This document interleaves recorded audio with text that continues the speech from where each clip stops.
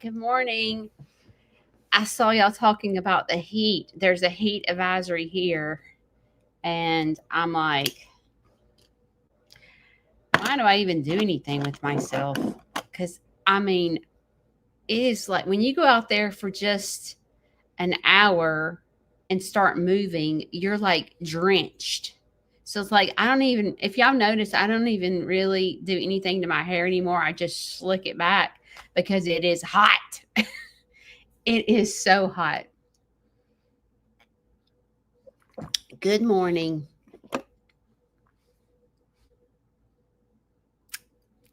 So this morning when I got up, I went out to StreamYard and I was like, what am I talking about this morning?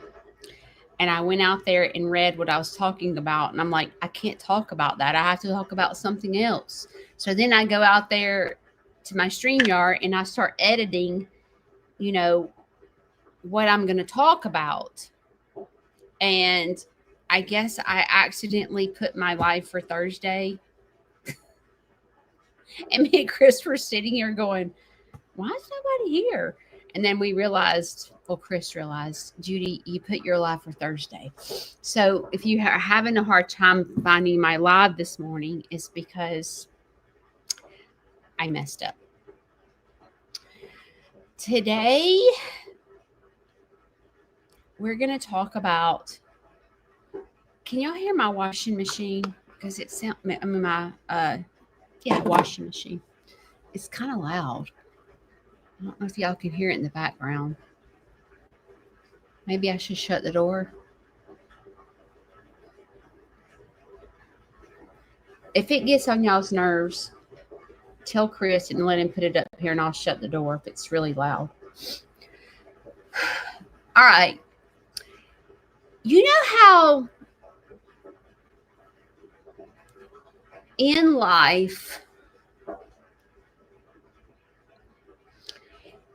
you know how like, maybe you're not like this, but this is how I am. You know how you talk negative about yourself? Like, I'm so fat. I'm crazy. I'm such a, I don't know, dumb butt. You know how like you talk negative about yourself, but then like if Chris came on here and said, you are so dumb, Judy, I'd be like, I would be offended, but I can sit here and go, I am so dumb. Oh my gosh, let me tell you what I did. You know, like if I'm talking about myself, like it's not a big deal. But if you call me out and call me a name, I find it offensive. Do you know what I'm talking about? Well, I was trying to go back and think about times when I've talked out loud and someone's used it against me. Like,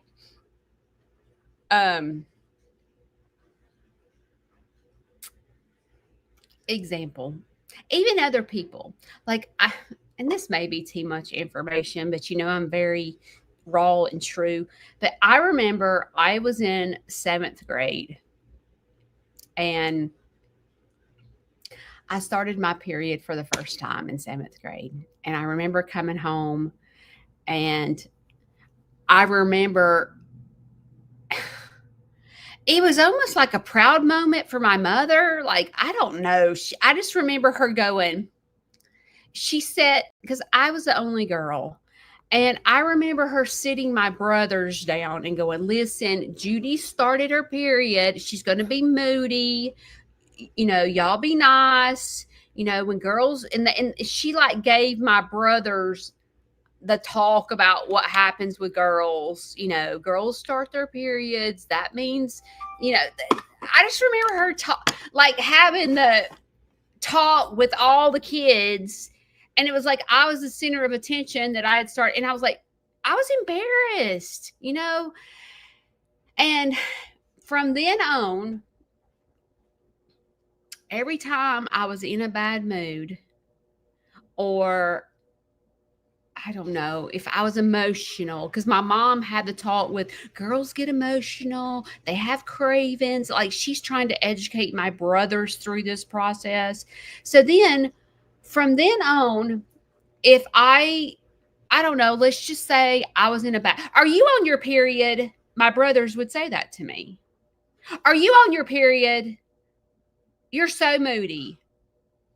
Or I don't know, let's just say I was having a chocolate craving. They would say, are you on your period? And it was almost like it became like ammunition against me because my mom was trying to explain to them what happens with women, and I guess she used me for an example, that, hey, y'all need to be nice. Judy's going to have cramps and Judy's going to be moody and she's going to have cravings. This is what girls do. And she wasn't doing it to be mean to me. She was just trying to educate everyone in the house. Okay. And it got where it was just, it became ammunition against me because anytime I was moody, the assumption was I was on my period. And I remember when Shane and I first got married, I remember like Shane is never in a bad mood. He's never overly in a good mood. Shane is like this, but he has anger issues. So he has these like explosive episodes that happen all day long. But he's never like in a bad mood or in an extremely good mood. He's like this. And I remember talking to him after we first got married, and I said, you amaze me. I said, because like I wake up different every day. I wake up either extremely happy or extremely sad or extremely emotional. Like I wake up and I'm all over the map. And I'm telling him this. Okay. I'm like literally all over the map. You wake up and you're the same every day. And you know how like some days you wake up and you just like, today is a pajama day. I'm literally staying in my pajamas all day. Shane doesn't do that. He doesn't have a pajama day. He doesn't. He doesn't. He very, very seldom has a sleep in day where there's days I'm like, I've just got to sleep in. I'm tired. I just need, but Shane's not like that. So early in our marriage, I began to share that with him. I'm like, I noticed that you're the same every day. And I am all over the roadmap. And oftentimes, in the 10 years we've been together, because I said that, he'll say, you're all over the map. You wake up different every single day. You're not like me. I wake up the same every day. And I'm like, dude, I'm the one that said that. Like he like is repeating often. He repeats to this day what I said to him. And when I say it, when I'm talking to him and I say, I'm all over the map. I wake up crying, or I wake up and have to have a pajama day, and you wake up every day the same. To when I say it, it's okay. But when he repeats what I said to me, I find it offensive. Are y'all like that?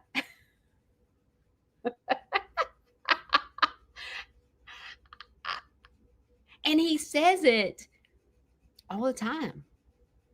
He repeats to me what I say. But isn't everyone like that? Like, for example, one of my very good friends, growing up, it was very obvious she had an eating disorder. She was that big around. I could physically look at her and tell that she had an eating disorder, but I never asked her, and she, in the beginning, never told me. But see, when you look at me, you don't see eating disorder, right? So, like, mine's more like throughout life, mine was kind of hidden, where hers is very physical. Like, you can literally look at her and tell she has bulimia, anorexia, something. Well, I can remember she opened up to me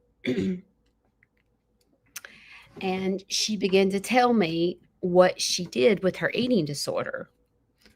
And what she would do is she would make herself vomit after she would eat. Because everyone that has an eating disorder, they do different things. You know, some make themselves throw up, some take X-Lax, some just starve themselves. Like, there's different types of eating disorders. Some people gorge themselves. Like, there's different. So when she began to tell me that after she ate, she would go to the bathroom and make herself vomit. So when she shared that with me, you know, I felt very honored that she trusts me enough to tell me that. And every time we would eat together, like, I remember specifically we were at this Mexican restaurant, and it was three of us there. And the funny thing is, we've all three of us have been in the hospital for eating disorder. Okay. A lot of women have eating disorders. And all three of us had been in the hospital for eating disorder. And we were sitting there at the Mexican restaurant eating, and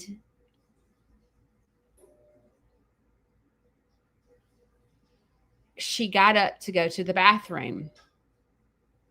And the first thing me and my other friend did was look at each other and like, oh no. If she would have never told us what she did in her eating disorder, I often wonder if I would have looked at her and like not just thought she went to the bathroom. But when she opened up and told me that she makes herself vomit, the first thing I did was, oh my gosh, she's going to the bathroom and vomiting. I felt scared. But see, what happens, I realized, is when you openly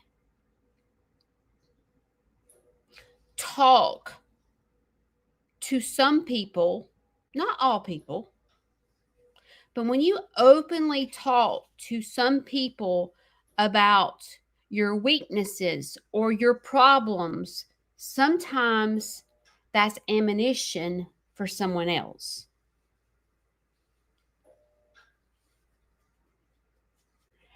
And when you have triggers within you, triggers as fears, things that you fear. Example. I'll give you another example. I have openly talked about my fears of being homeless. I've openly talked about it. And I have openly said that that fear makes absolutely no sense because I will never be homeless. But it's a true fear of mine that I've literally had to go to extensive counseling over. I've openly shared that with y'all. And then there's been people that have used that against me and said, I don't know why she's out there saying that she's going to be homeless. I've heard what they have, and it makes me, I don't know, sick to my stomach that she would get on her live and say that she's going to be homeless when she knows that Shane would never let her be homeless.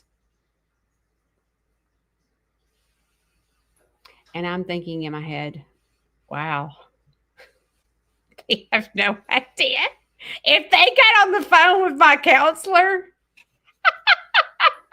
oh my gosh, that would be a sight. But what happens is words are a powerful tool. And many times when you say something, it gets flipped. Because when you say something, not everybody interprets it the same way. They have their own feelings, their own thoughts about what you're saying. And even though you said, my biggest fear is to be homeless, even though it makes no sense because I would never be homeless. And I've even made jokes about being homeless. I'm like, y'all, if I was a homeless person under the interstate, can't you see me? I'd probably start an aerobic class, or I'd probably start like this fundraiser to figure out how to get pillows and blankets. Can't you see me under the interstate, like sitting down with all the homeless people going, okay, let's collaborate. Let's think of what we can do. We can go collect cans. We can collect all these aluminum cans, and we can take them to and get money for it to buy blankets for us. If we go to this place that's much warmer, I can see me being the ringleader of the homeless clan. I can. But sometimes when you use words and you talk about your fears or your struggles, people view you differently. Just as if I'm sitting in the Mexican restaurant and I know this lady's biggest challenge in life, and she gets up to go to the bathroom in the middle of eating, and the first thing that goes through my mind is, oh no, she's vomiting. We all do it. It's not like it's just you or just me. Every one of us do that. We do. And like me doing that in the restaurant,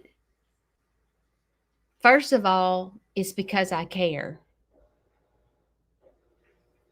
I truly care for this person, and I don't want to lose her.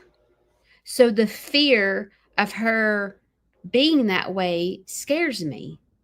So then Mama Bear wants to fix it. Just as if someone tells you their biggest fear, you go into Mama Bear and you want to help them because you don't want them to struggle.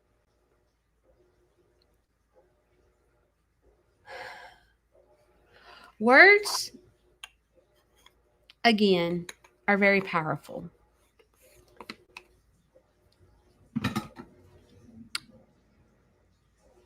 When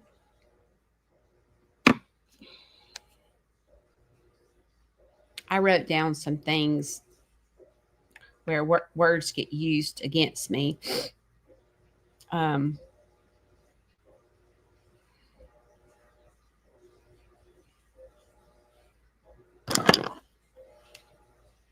oh, hang on. Okay. I can remember another time with my mother. I was getting in trouble. I think I was lying or something. It was when I was young. And my mother, was sitting me down.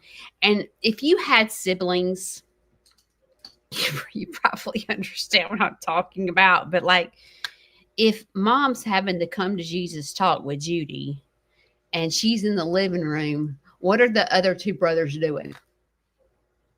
What'd she do? Oh my God, what Judy did? Like they're peeping in, listening. Oh, Judy getting in trouble. you know, like, and I remember I got in trouble. I don't remember what I lied about, but I lied or did something. I don't remember.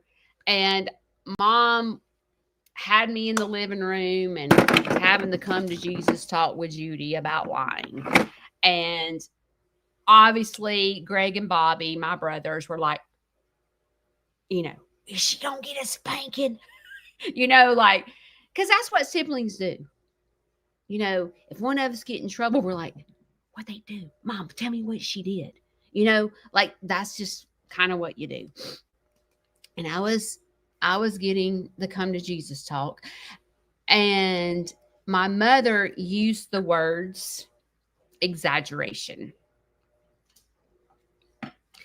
Judy, I don't remember the exact thing that she said, but something about Judy, you're exaggerating or something. And my brothers were like this, listening. Judy exaggerates. Oh, she getting a spanking. She gonna get, And from then on, I started getting the label that Judy exaggerates because my siblings heard mom say, I exaggerate. Therefore, that's what they heard and they took it with them. And everything I said was, she exaggerates. She lies. Judy's a liar. Judy exaggerates. Again, words can be very harmful. And it's not like, first of all, do you think my mom thought that my two brothers were like, listening and would use ammunition against me to say that I exaggerate? No. Mom was just being a mom and explaining to me that an exaggeration can be a lie, and so she was trying to instill values in me. But unfortunately, when the siblings are on the side listening, then they begin to use, when mom leaves to go to work, what happens? Judy got a spanking. Judy got a spanking. She exaggerates, big mouth. Whatever. Your siblings do that to you, And then I'm mad, because they're listening in on me getting in trouble. But I could flip flop and say the same thing about when they would get in trouble, because when they would get in trouble, me and Bobby were saying, what'd he do? Oh my gosh. Ooh, like that's just kind of, a lot of times people use words for ammunition. And again, every one of us are guilty of it. We are. And I think that me as a creator, I try my dangest to be raw and true. And then other creators that I know would never do that. And I think it's difference in personalities. Some people are very private, some people are not so private. And I think with me, um, being truthful about mine and Shane's relationship, mine and Larry's relationship, uh, things that happened to me, when I talk about mental health and the struggles that I've been through, oftentimes in my life, because I'm a very open person, always have been. Um, it's sometimes used against me, especially, if you say, I have problems with depression, or if you actually say what the doctor has diagnosed you with. Like, let's just say that you have schizophrenia, and if you were to say out loud, the doctor diagnosed me with schizophrenia, or let's just say depression or bipolar or any kind of mental illness, if when you say that out loud, if I was to say, I have bipolar and this is what I struggle with, people would use that against me. They would. And then there's people that would go, girl, I get you. I get you. Me too. Or I would get, don't hang out with her. Like, let's just say that there's a parent with a kid that's struggling with mental illness. And let's just say the parent said to another parent, I don't know, Judy has borderline personality disorder. Okay, that's a foreign word to people that do not have mental illness. They're like, what does that mean? Okay. But if my mom was openly talking to another mom and just said some crazy word, Judy has borderline person, my kid ain't hanging out with her. You know, like, you have to be careful with words. And I'm just giving you examples. But oftentimes when people use words against you, it's usually your own words, is what I'm realizing.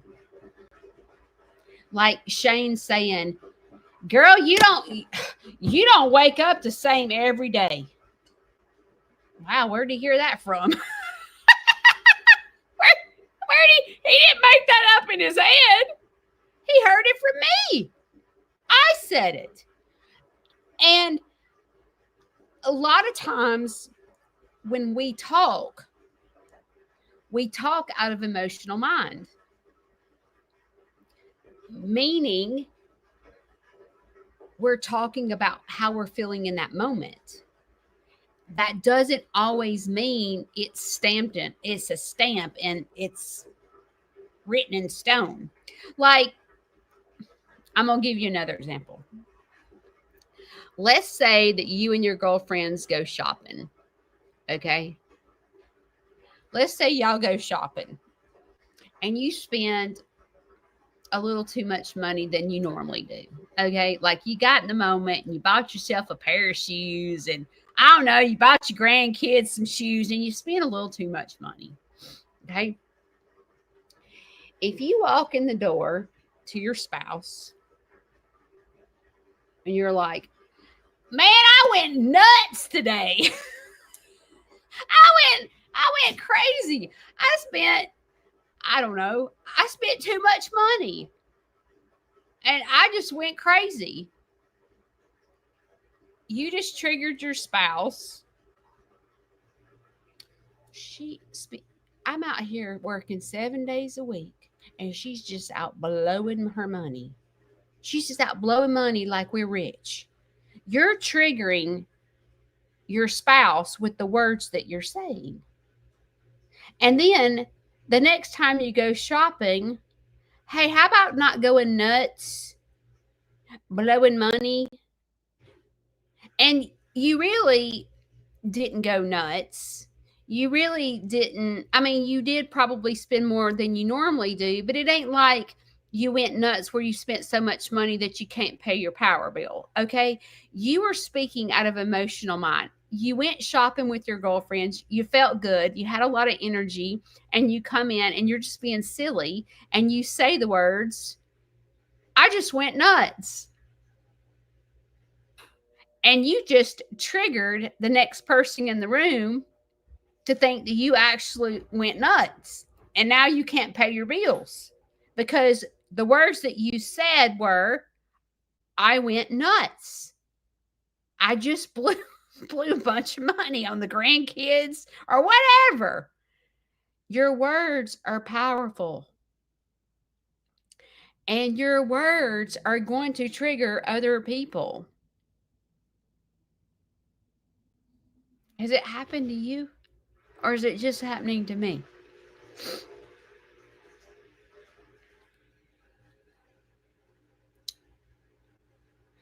When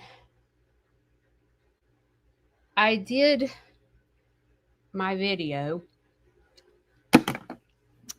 I posted a video on YouTube and Facebook. Did I post it Monday? Yeah. I posted a video Monday about I no longer can put my peacocks on social media. That seems like the stupidest thing to me. And this is what was said to me. Because I'm the type of person, I need to know why. I need to know where it came from. Why is it a law? Why? So I was told that because I make money on social media, peacocks, if I'm posting a picture of a peacock, it is considered an exhibit because I am making money on social media. So it's a business per se, even though, I don't know, you can make $50, okay? $50 a month, let's just say. And if I post a picture of a peacock, it is against the law because I'm making money and I'm considered the peacocks in an exhibit on social media.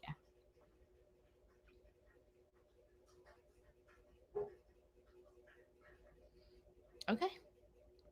This video will be my last video of peacocks because I'm the type of person that I'm by the books. I'm not going to do anything against the law. So, okay. This is my last video of my peacocks.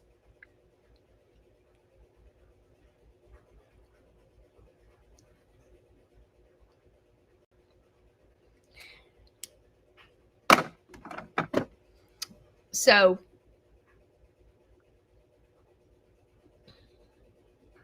I'm going to back up. The average bear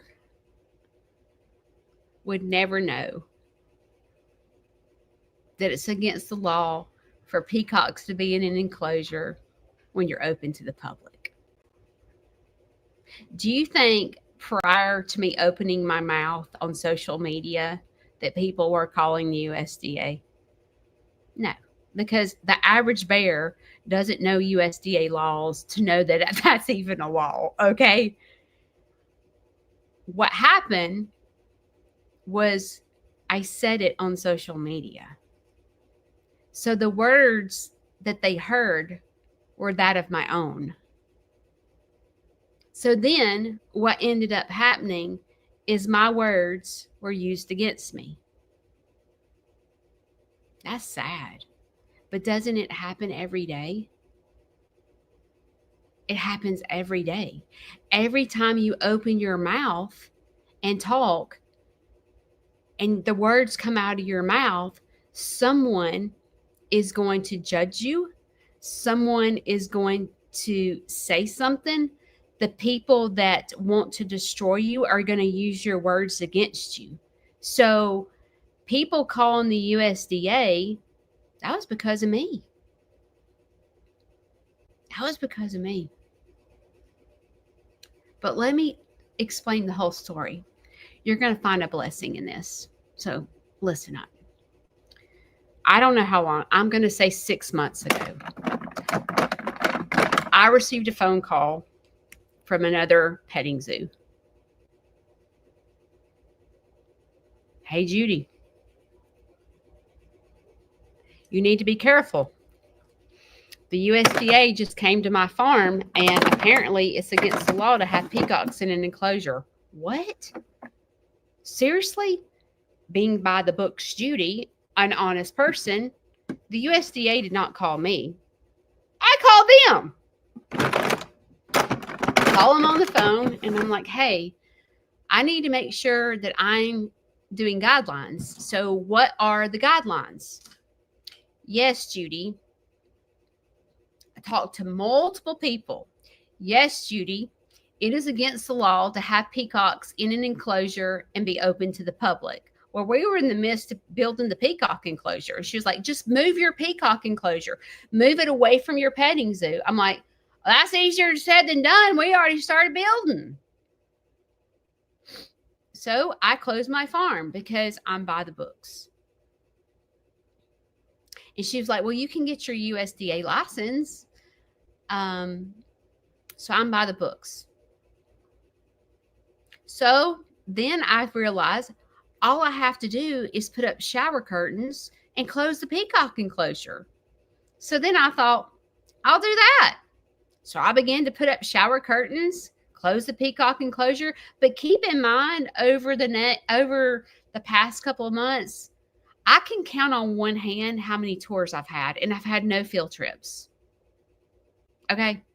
It's not like I'm like running busy. So when people come to the farm, I put up the shower curtains. I'm doing things legally. And then when they leave, I take the shower curtains down. I'm legal.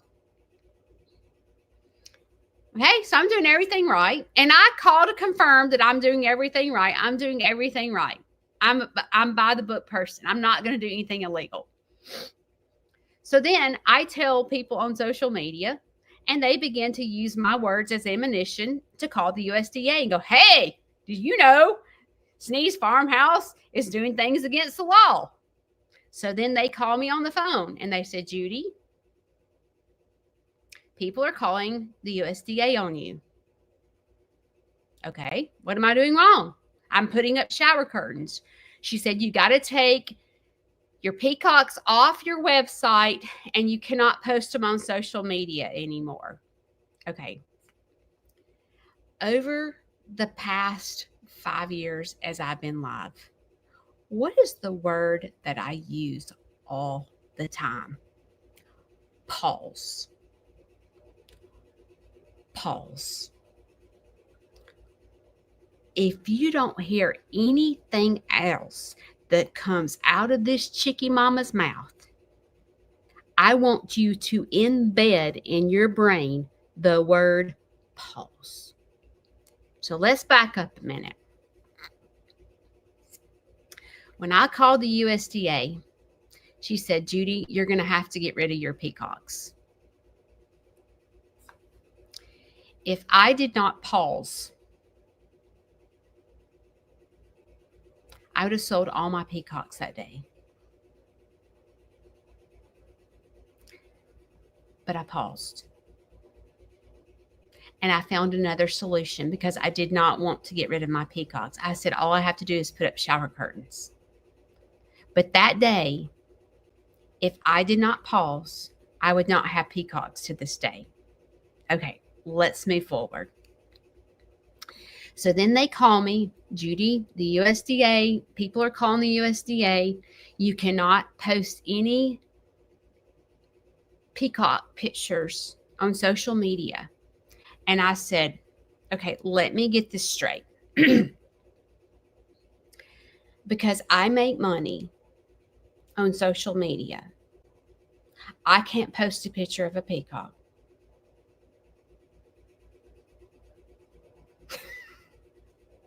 Correct. Hmm. Well, I follow this monkey page, okay? And she has more followers than me. So, how does she post pictures of a monkey and she makes money on social media? Is it just me? like, what the? Am I crazy? But listen, when all that happened, I stopped doing what I was told immediately. I said, okay, this is the last day I'm posting pictures of a peacock. But I paused. I paused. What did I do? What word is embedded in your head? Pause. And I went to the creek.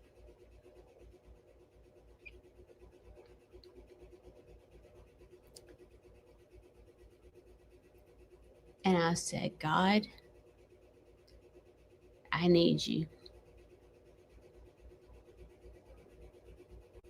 I don't want to get angry because it's my fault. I said this to followers and they use my words against me. But they don't know.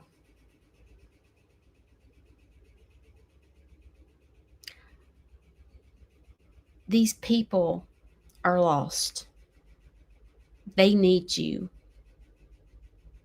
So help me be a shining example of who you are. Help me not to respond in anger. Help me to have a pure heart. Help me to show myself in love. Help me to be patient. Help me to be kind. And I paused.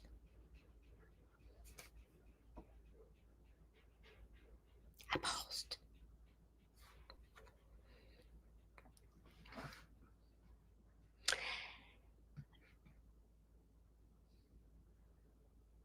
And I got a phone call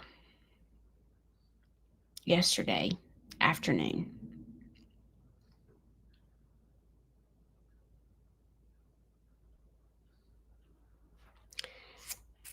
And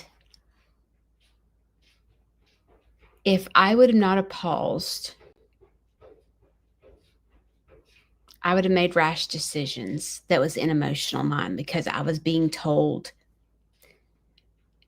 it's illegal. If I would have reacted 6 months ago, I would have sold all my peacocks.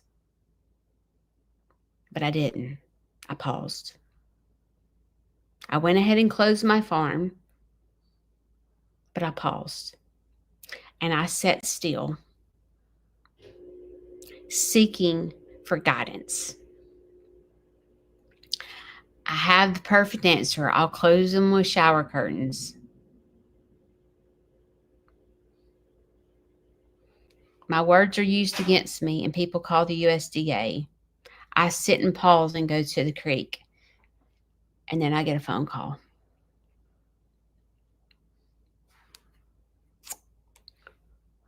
And the phone call went a little something like this.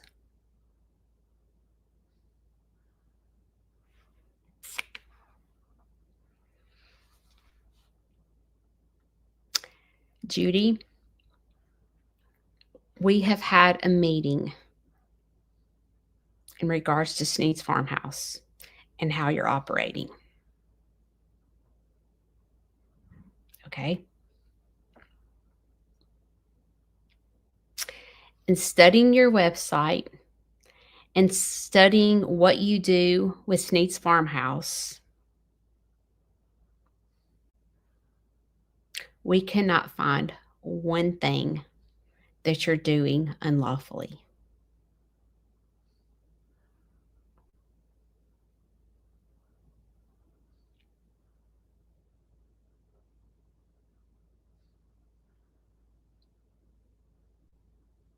And I just sat there and I was like, I know.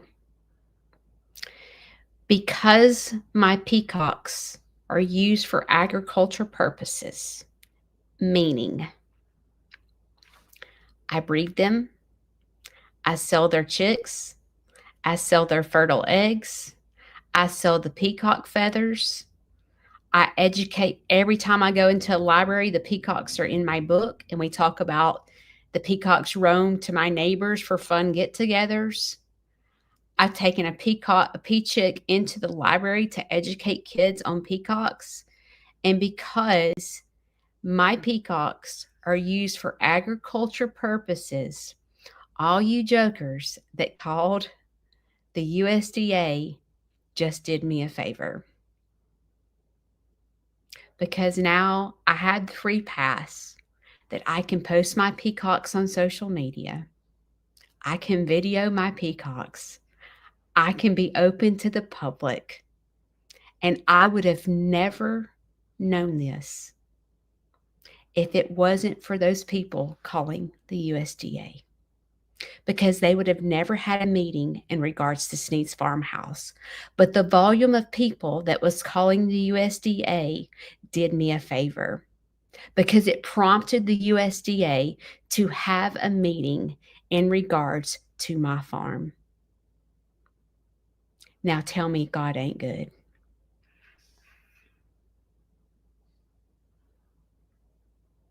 So,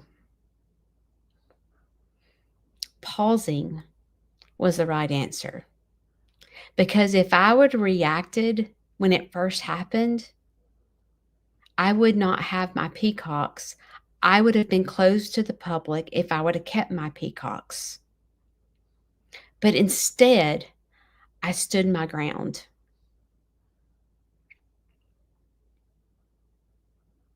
And if those people would have never called the USDA, there would have never been a meeting about me. So it ended up being a blessing.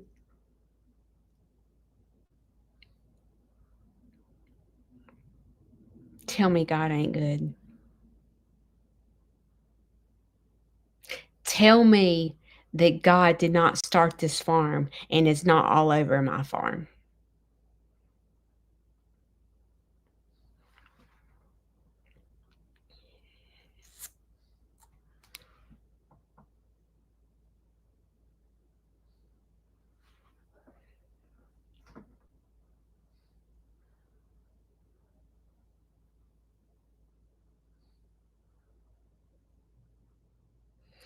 And this situation of these people calling the USDA drew me closer to God,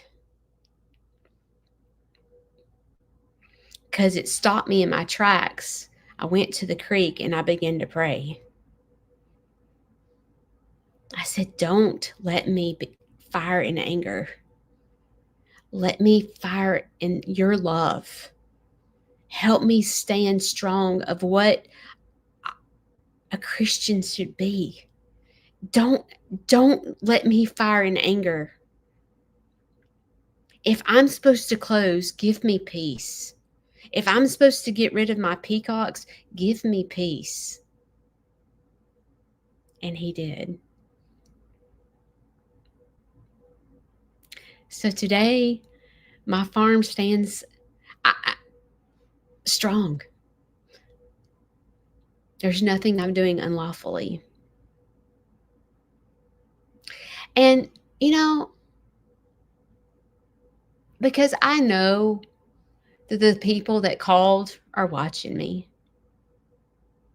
They're paying close attention to what's going to happen. And I'm not mad. How could I be mad when, because of you, can you imagine the whole USDA is having a meeting in regards to Sneed's farmhouse? Wow. You know? Wow. Wow. And because of you,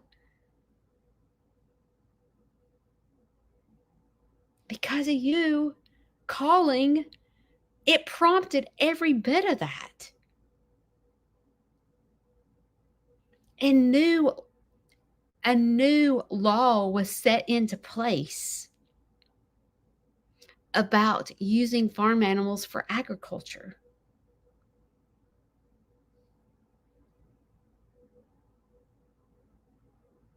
So I can continue to educate on peacocks because of you.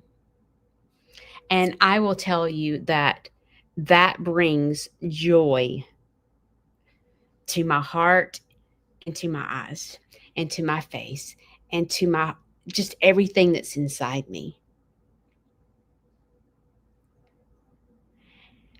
And sometimes when you think your words are getting used against you, you realize that your words and people using it for ammunition actually becomes a blessing when you pause. Because can you imagine if I did not pause and I began to react out of being mad? And I called the USDA and let me tell you one thing. You ain't gonna tell me what I can do and what I can't do. Imagine if I did that. If I would have reacted in anger, they probably would not have taken me as serious. And they probably would not have even had a meeting about me because they were like, we don't want to fool with her. She's rude. But pausing and going to God and saying, hey, if I'm not supposed to have peacocks, I need you to let me know. Is this your way of telling me that, like, I'm not supposed to have a peacock? Or is this your way of telling me that I'm not supposed to be open to the public? Are you protecting me? Are you like sending me to Larry? What are you doing? Like, what do you want from me? I am here and I want to do what you want me to do. Show me, guide me, direct me, tell me what I'm supposed to be doing, because I don't want to do anything in my own will. I want to do what is called upon me.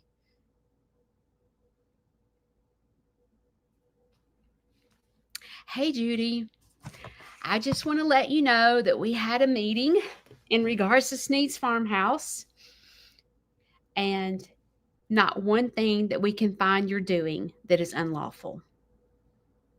So continue to operate the way you operate. Show your peacocks on social media. Continue to educate. Continue to be you. And we support you 100%.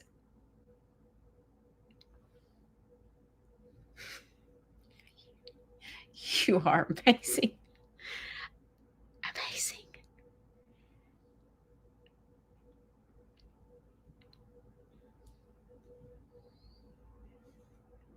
And I feel like this situation was put in front of me and put in front of you for us to learn how. Be careful with your words. People will use your words against you. When you talk negative about yourself, I'm so fat, I'm crazy, I'm not strong enough to do this. That is the enemy going, hey, you're saying that about yourself. You say that you're not good with money. Well, I will use that against you. Be careful with what comes out of your mouth. I'm the world's worst about talking about myself. I am. If you say something, you have to be strong enough to stand your ground and act in kindness and love. Because it was me that started every bit of this. Y'all know that. Nobody would know to call the USDA about peacocks. I told them that. It was me. My words are what made them call the USDA. They didn't know that on their own. It was my words. But I feel like God intervened.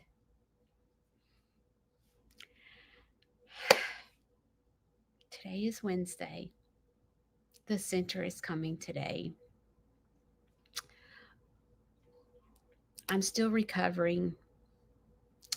And I decided to close my farm for a little while I recover, because I don't need to be out there doing tours in the dust and all that stuff. The doctor did say I'm healing pretty well. But remember that you have a choice. Today, I want you to be mindful of the words that you say about yourself.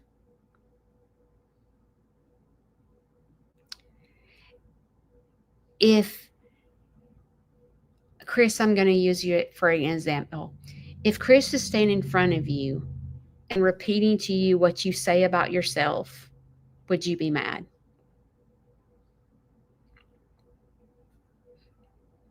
Probably.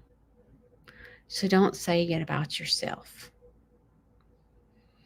I am strong. I am courageous. I am a child of God. I want to be the best version of myself. I'm not perfect. I'm a work in progress. I wake up a train wreck every day, but I'll learn how to put on those dancing shoes.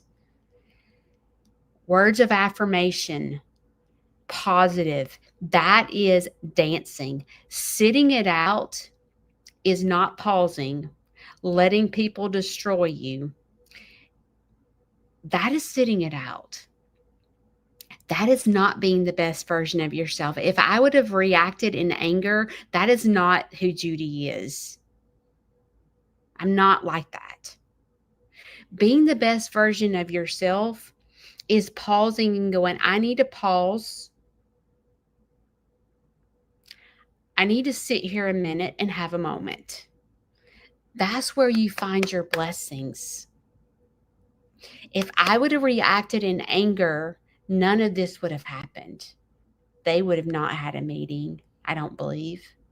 They would have passed me off. I love you guys. In my video Thursday, I probably will repeat a little bit of something of this, just because not everybody watches my replay or my live. So I will not go into too much detail, but you'll probably see a lot of peacocks on my Thursday video. And when you see those peacocks, I want you to keep in mind the testimony behind it. Love you guys. I will see you this weekend. I'll pop in lives at some point. Bye.